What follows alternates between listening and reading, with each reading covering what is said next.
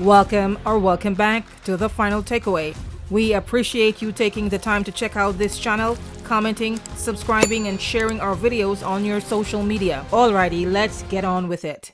When it comes to determining who or which agency has Adrianna Younge's autopsy report, we're receiving contradicting information and mixed signals. The report is a key piece of evidence in assessing the detailed findings as the family seeks to uncover whether the child's death is a result of accidental or homicidal drowning. Almost immediately after the autopsy, Guyana's President Irfan Ali told the public that homicidal drowning has been ruled out as the manner of death. Based on reports from the family and autopsy witnesses, the pathologists reserved their opinion on the manner of death. They did not confirm or rule out criminal act drowning. In today's video, we'll try to unravel the mystery over the autopsy report. You will learn what Guyana's Prime Minister Mark Phillips recently said about the location of the autopsy report. Next, you will hear from attorney Dexter Tood, who now represents Adrianna Younge's family. He recently provided an update regarding the mystery surrounding the actual autopsy document. We're in week number 2 since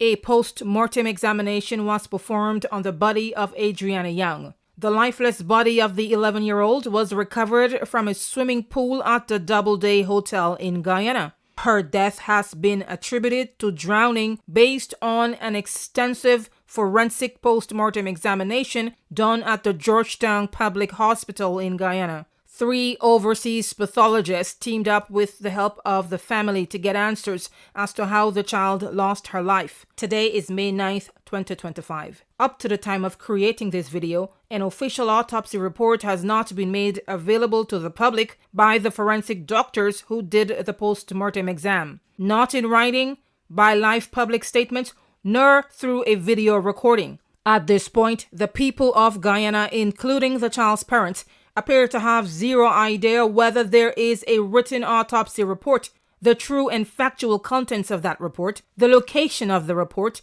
and whether the detailed findings will be published to the public by the police or another responsible government agency. And we're not talking about regurgitating third-party statements that the cause of death is drowning, such as those made by Guyana's President, Prime Minister Mark Phillips, Health Minister Frank Anthony, Guyanese endocrinologist Dr. Caleb McLaughlin, or Attorney Darren Wade. We're referring to reporting in detail exactly what the overseas doctors who did the autopsy said on the video recordings and what has been written in what is now a mysterious report that no one can effectively account for. Guys, when it comes to determining who or which agency has Adrianna Younge's autopsy report, we're receiving contradicting information and mixed signals. Both Prime Minister Phillips and attorney for the child's family, Dexter Tood, addressed the issue of the autopsy report as far as its location is concerned. Here is attorney Tood. The commissioner, being the head of the force, was not at this stage briefed enough to be able to engage and answer some questions that we and the family would have had. Is there a preliminary report available of the autopsy which was done? That is not yet been provided, it's not available. So we have no answer. Would you oppose us, of course, having a review of the autopsy?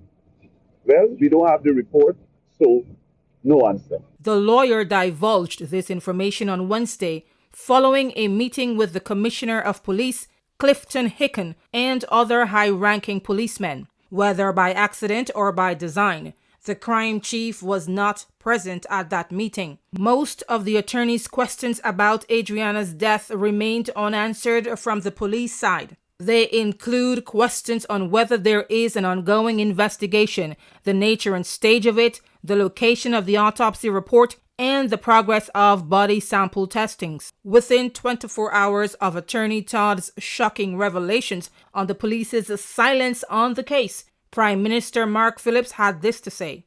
There's a written report that was submitted to the police And the police can take that report. They can have a press briefing.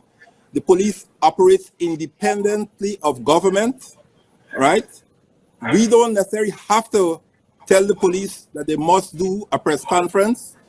They're the ones who to determine whether they should do it or not.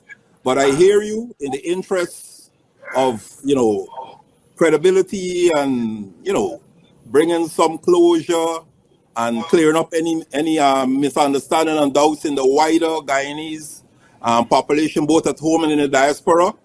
I'm perhaps quite aware that the police even themselves are listening to this program, and they might very well, right, be so moved to have a press conference. These statements may sound good on paper, but how factual are they when you take into context what Attorney Tood told the press? And let us not forget that last week, the Minister of Health told the public that the police had been briefed on the autopsy findings and received biological samples belonging to Adrianna for safekeeping. Again, once the formal autopsy was over and these explanations were given, the body of Ms. Young was handed over to the family. And the samples that were taken, and having been in those samples were taken by the police and stored properly, and arrangements were made by the police with Mount Sinai to do the analysis of these samples. That was before Attorney Tood met with the Commissioner of Police and was told the police department does not have the report.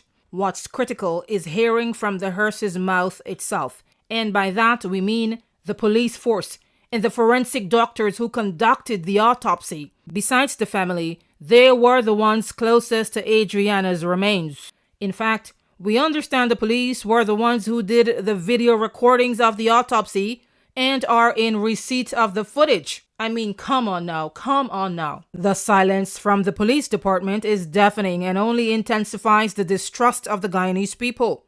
If the police, in fact and in truth, has the report, what prevents them from being transparent about it? Those closely following this case have many questions, including what does the police have to hide? What do they have to lose by being forthright? Are they buying time to cover up the true nature of what transpired? One may not be surprised by this line of questioning from the public. After all, this is the same police force that told a bold-faced lie to Adrianna's parents and the public about the child's whereabouts. The assistant commander who worked closely with the family during the time the child was reported missing lied about having CCTV footage showing the child leaving the hotel's premises in a black Ram vehicle driven by a mystery man named Orlando. Not only did this smear the young child's reputation in the moment, but the misleading and incompetent manner with which the entire investigation was handled from the start may have contributed to the child's death.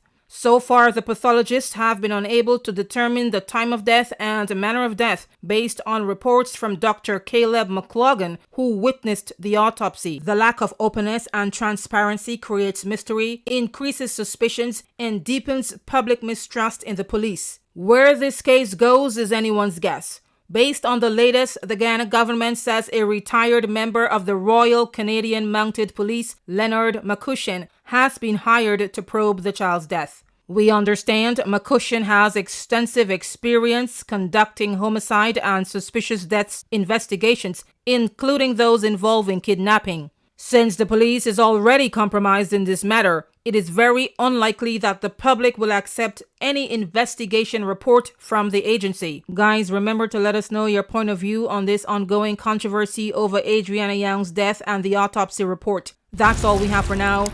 Remember to turn on YouTube notifications for instant updates from our channel. Thanks for watching. Stay safe.